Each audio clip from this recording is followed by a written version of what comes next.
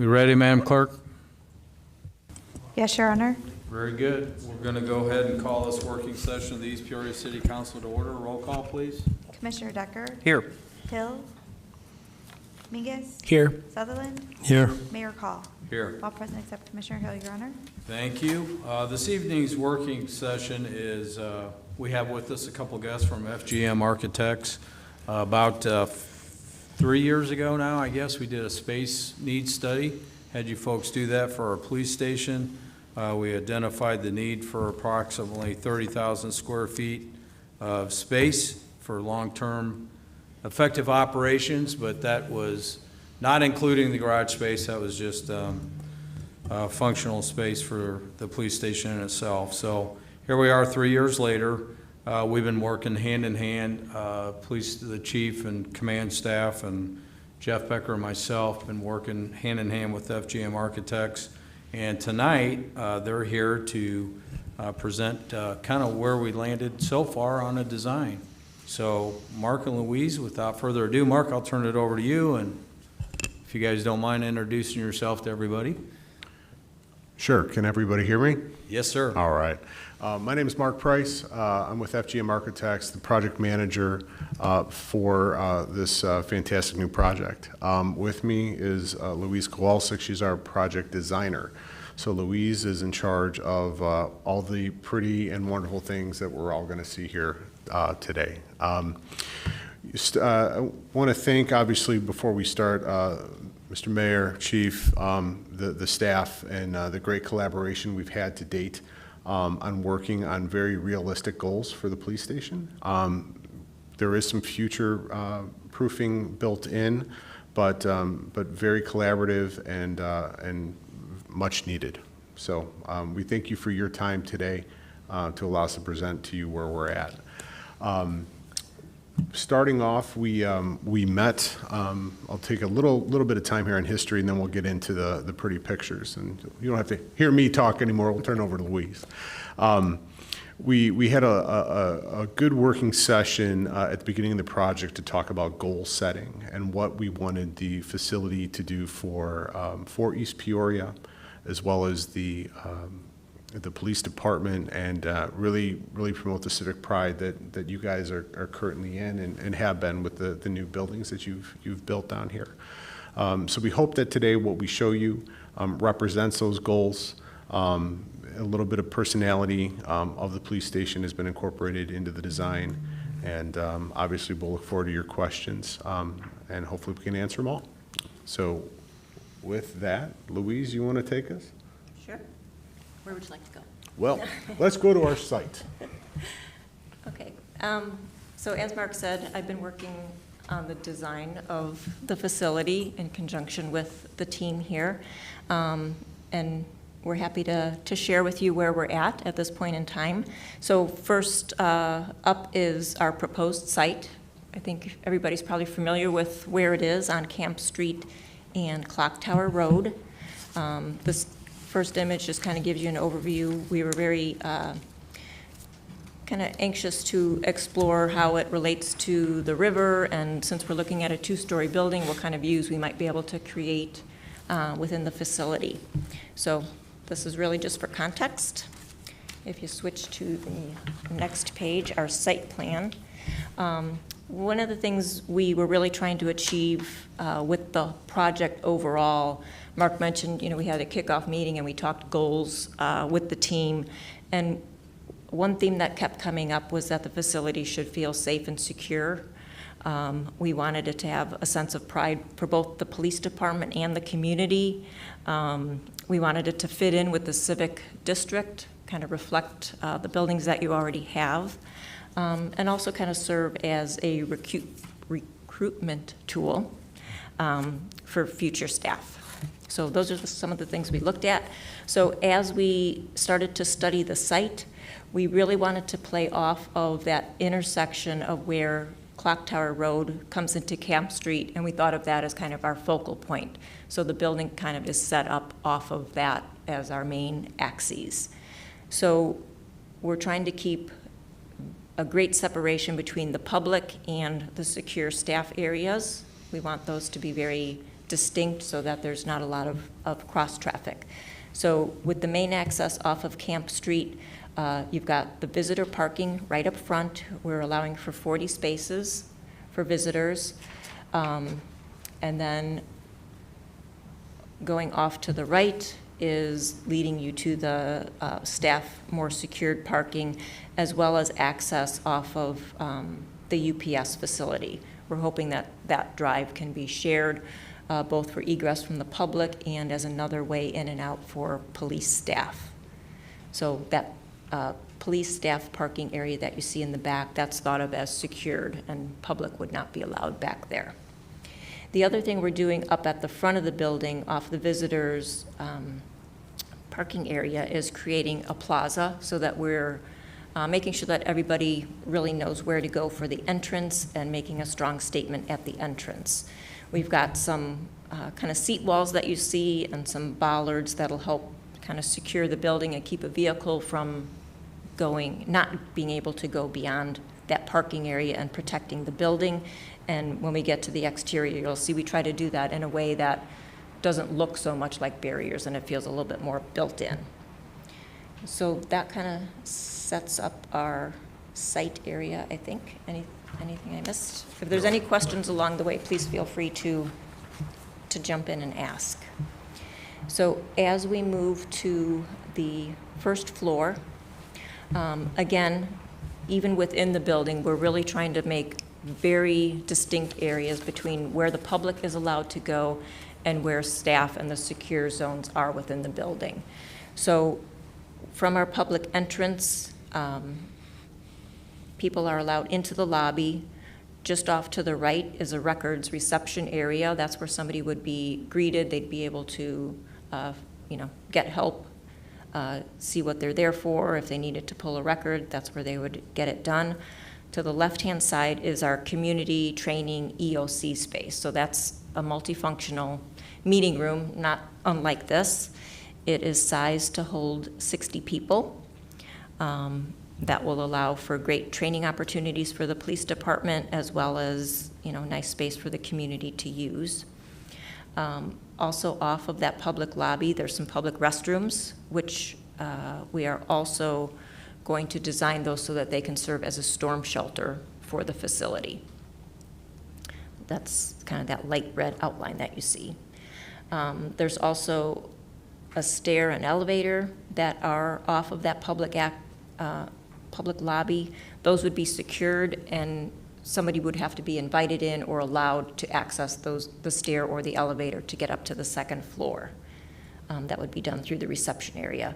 We've also got a couple of small meeting spaces off of the lobby, which are to be used for citizen report rooms, so that if somebody needs to come in and file a report, they can do that right off of the lobby. They don't need to be brought deeper into the facility.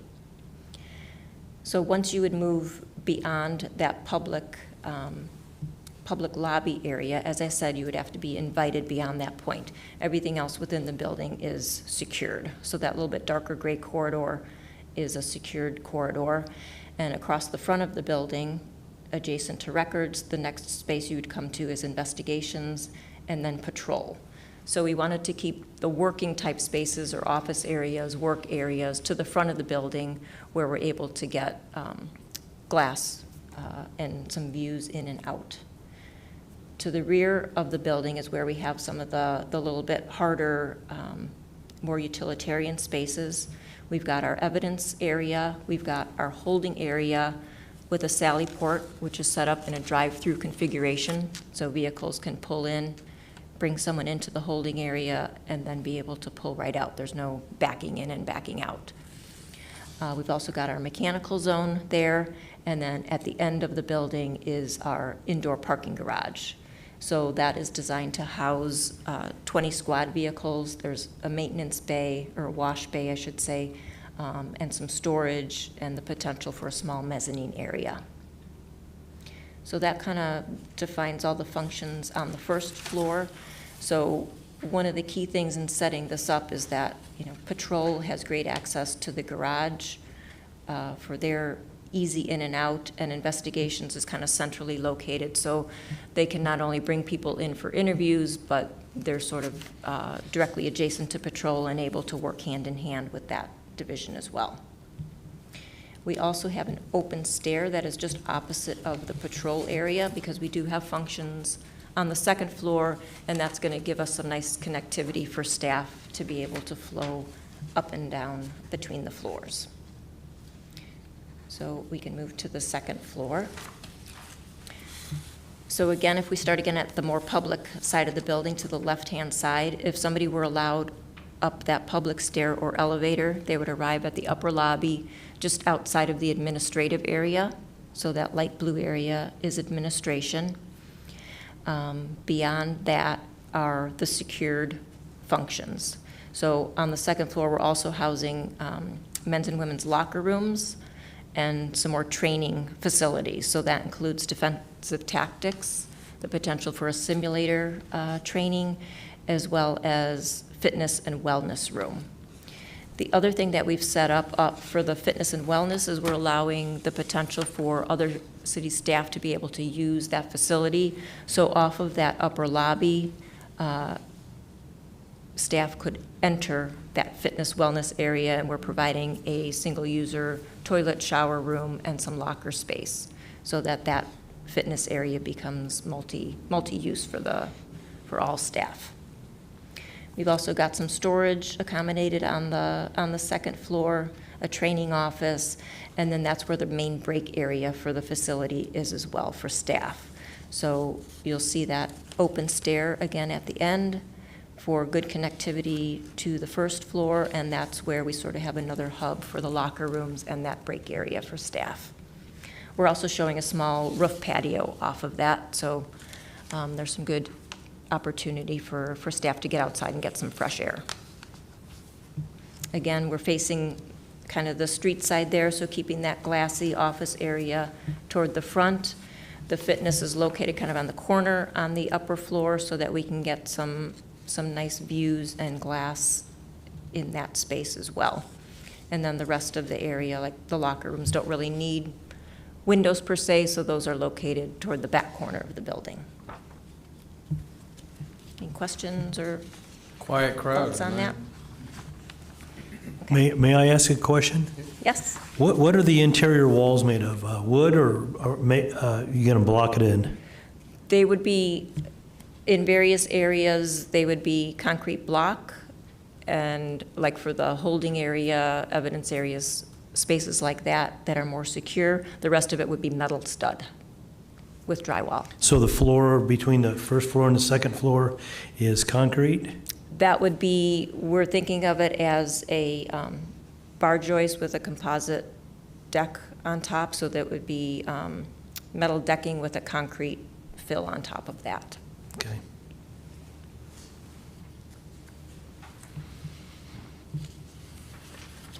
So that was the other reason we placed some things where we did. So fitness and defensive tactics, where they're going to be doing a lot of training and kind of noisy things that could vibrate the floor. We've got those spaces located directly over evidence in the holding area, where we're not going to have to worry about sound transmission to office areas.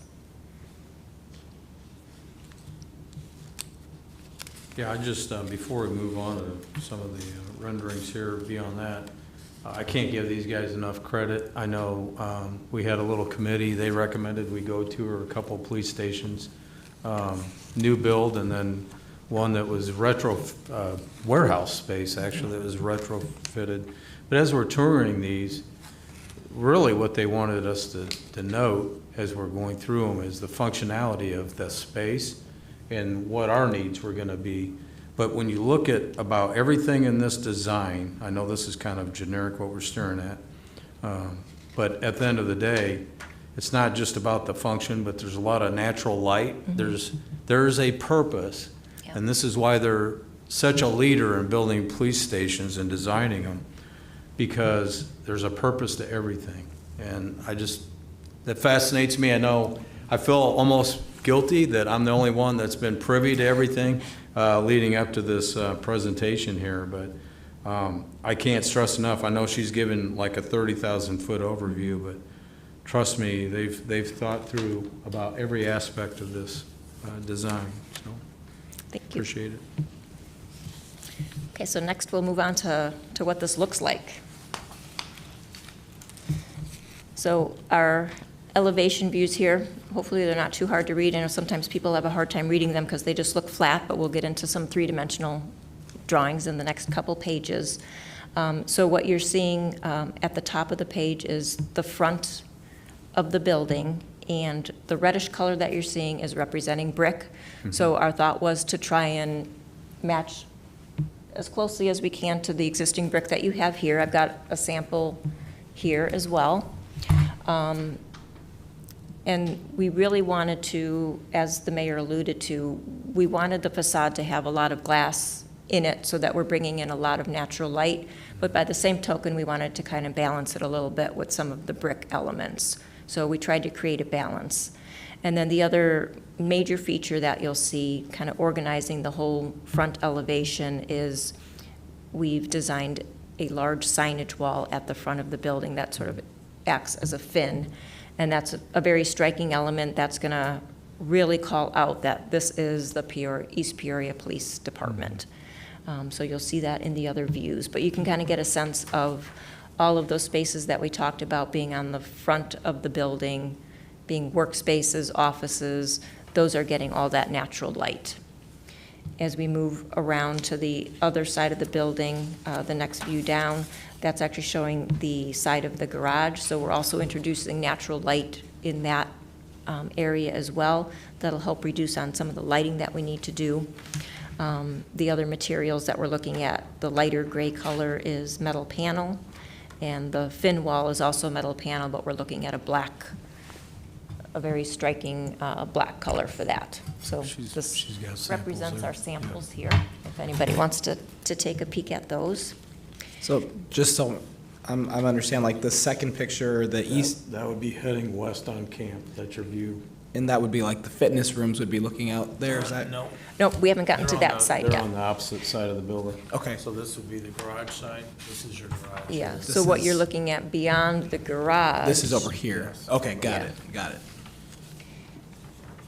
Thank you. Just want to make sure I'm. I know those are a following. little bit hard to read. Hopefully, when we get to the three-dimensional ones, it'll be a lot easier to picture. So the next page with the other two elevations, the top one is the back side of the building. So you're kind of seeing the garage to the left. You kind of see the sally port sticking out and staff entry just to the right of that. So we're looking at a combination of the brick and some metal panel at the top of the wall. You're seeing windows in the fitness area and some high windows in the defensive tactics training room. You're also seeing a garage door that leads to the evidence processing bay. The other view at the bottom, you're kind of looking at that fin wall that I was talking about with the signage on it and the training room. So that large glassy element is the training room. So again, if we move on to the next view, so this is looking from the south as if you were pulling into that main drive right at the intersection of Clock Tower Drive. So you can see how kind of glassy the front facade is, but again, we're trying to balance it with some of the brick elements just to give it a little bit more of a grounded feel, but really the main feature is that dark-colored fin wall with the signage on it. We wanted there to be no mistaking that this was the police station. And that kind of calls everybody to the front lobby space right next to the fin wall there.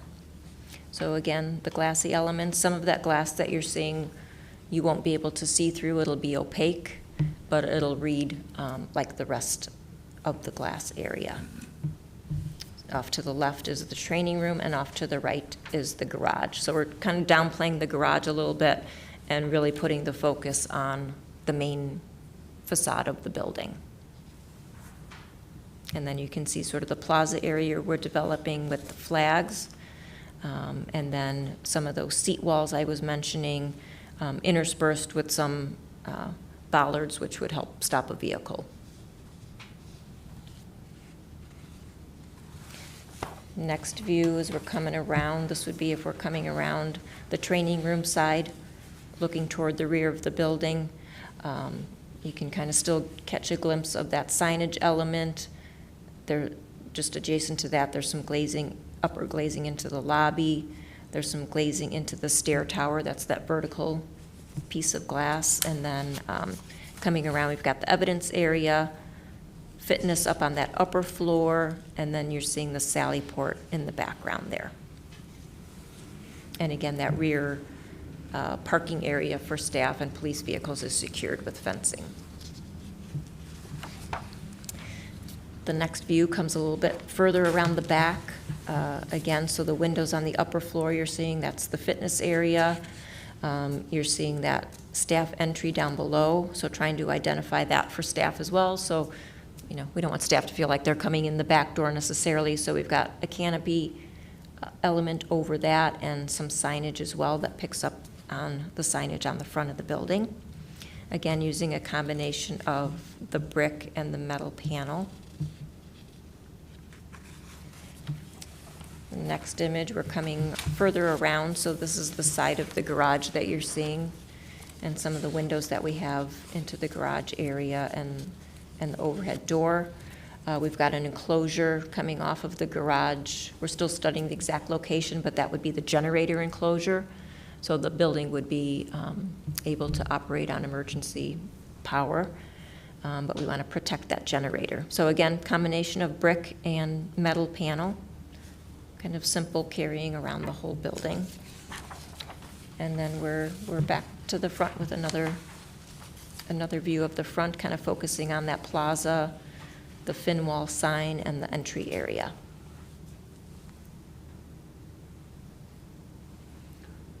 Any questions or comments or thoughts? If you'd like to see the materials closer up, I can pass them around, or So they kind of wanted to present this to you guys and make sure you guys are on board with kind of where we're headed with it. You know, I'll say, I know, and I'll let the chief speak and weigh in on this, but, you know, coming from the officers, you know, heavily involved in every aspect to this point, the only input I gave was on that wall. And I wanted it to be prominent because I think it's a sense of pride, not just for the police officers that are going to work in that space, but for the community. But more importantly, I want everyone to know that is our police station. And, you know, it's a sense of pride. That patch means a lot, and I felt it was important to include it on the building. So outside of that, everything else has been driven by the police and design team and functionality and workflow and all that. So, Chief? Yeah, I'll just add a couple, I guess, highlights to some of the goals that we had when we set out and started this project. One of them was just connectivity within the building. You'll see in the design, you know, investigations works super close to patrol. Those spaces will be shared spaces. So right now in our current building, we have just a division.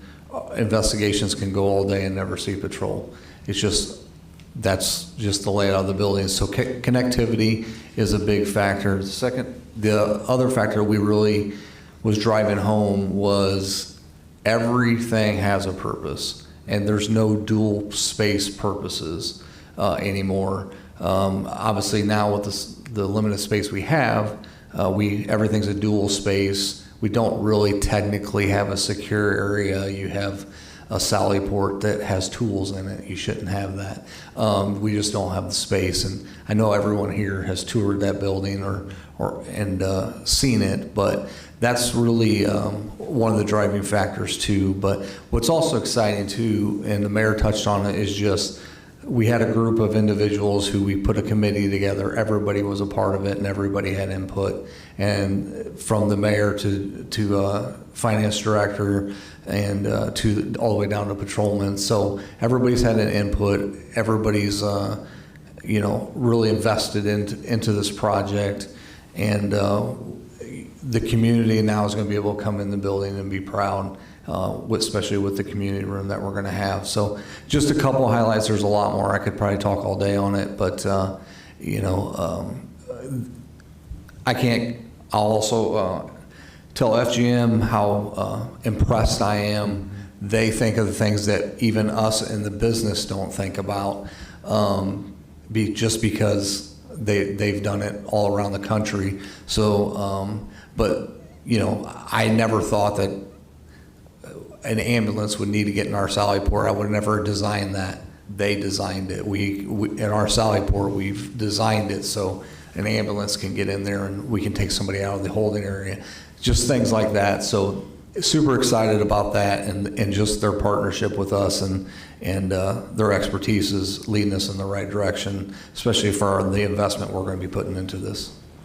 Yeah, because I think, I don't want it to be missed here. There's been a lot of effort to bring it to this point, a lot of effort. But I've always been appreciative of the fact that, they call for a meeting and they provide you the information up front, walk you through it, make sure, and then change things on the spot. Mark's a funny guy when you get to know him personally, so he may not know it, but on the Zoom ones, he's got us all laughing in the background, so we can appreciate that. But in all seriousness, then they're quick to do a follow-up and say, hey, here's what was accomplished today. Let us know if there's any changes, and I can't speak enough about their professionalism and just the expertise. But I'll get off the high horse now. I'd like to open it up for input from you guys. And I love the design of it. It's interesting that they're in a building now for about 50 years that was designed for maybe 50 days. I mean, at least for the needs of the police department. It was at a time where money was the issue, and they had a space that they got into. Same thing with Central House Fire Department. It wasn't built the way it should have been for those needs, but just for the time it was necessary, and we spent 50 years there. So looking at this building, it's impressive, and you could see that, quality is expensive, but quality lasts a long time as well. So I think the return for the dollar is tremendous, and I won't talk about stories, but there have been stories over the years of problems, investigative problems, interrogating someone and have different issues with trains driving by, not driving, but going by just the wrong moment. But this is going to be great. I'm looking forward to it. Maybe it's the wrong time to ask this, but the plan from groundbreaking to open, what does that look like? Yeah, I'll let Mark speak to that a little bit. I'm back again. So we're at a point in our design process which we're calling kind of our conclusion of schematic design. Okay, so that's why we wanted to present this to you, make sure we're tracking and everybody's still happy with it. We're going to go into design development, okay, and then construction documents. We have a construction manager in River City on board already. And basically the goal is to start groundbreaking before October of this year. That's a goal, which we're striving for, and we are tracking that currently. Okay. Typically, a police station from ground up, 14 months, 2 months of moving, give or take. So you're at 14 to 16 months from the minute the shovels hit the ground. Okay. If I had a magic 8-ball or a magic ball, I would be on a beach somewhere enjoying. But again, weather depending, all of those things, that is a really good range. Could go a little bit quicker, could go a little, Sure. So your range would be 14 to 16 months from October. So end of 25, beginning of 26, probably. I think Probably beginning of 26 Sure. is what I suspect. Yeah. As far as moving and Yeah. things of that sort. absolutely. Looking forward to Yeah. it. Because to Mark's point, he brought up River City, and Midwest is another, partner in this project, Sure. if you will, but they've been involved in this. Mhm. We just didn't include them tonight because this is more about what they wanted to present and make sure we're on the right track, and you guys had a comfort level with it. But yeah, they've been included in all the meetings as well, so. I guess the only concern I had, and I'm sure you've thought of this, and I don't think it's a big concern, but the UPS road is so busy that I know you have lights and siren, you can get out of there easily, but I saw that, and that's at least something to think about. But I like how the whole place was designed for efficiency, and I think it overcomes the problems that could be there with the traffic at times. I know that's a short time in the mornings, but it's just the way it is. I think it's Yeah. great. Well, for those that don't know, Commissioner Decker retired as an assistant fire chief. So he worked out of Central House down there, sharing that space with these guys for a number of years. So he can speak to all the issues there. But with respect to UPS, my understanding is, they're good with it. I mean, they're going to get some roadway improvements out of this as well, so. That's good. So Commissioner, so one of the things in the plan too is from the staff entrance off the back, trying to get to the front, we'll be able to go out at that light. We'll be able to help control that light like the fire department does now. And we purposely designed it, or they purposely designed it, so we could utilize that light on the heavy traffic hours. The UPS entrance and exit is going to be more of a primary, secondary entrance or exit for slower times. But yeah, the plan is if on busy days, we're going to be going out at that light. That's great. That's great. Go ahead. Yeah, just a couple things. I really like the plan. I think everything looks really good. A couple things that I like the design, how it's centered when you go down Clock Tower. I was, before seeing this, I was trying to visualize what the police station would look like there. I think after looking at this, I've got a very good visual of kind of what that would look like, and I think it'll be a centerpiece. I mean, it's not right in the middle levee district, but I think it'll still be a centerpiece of the levee district with the design.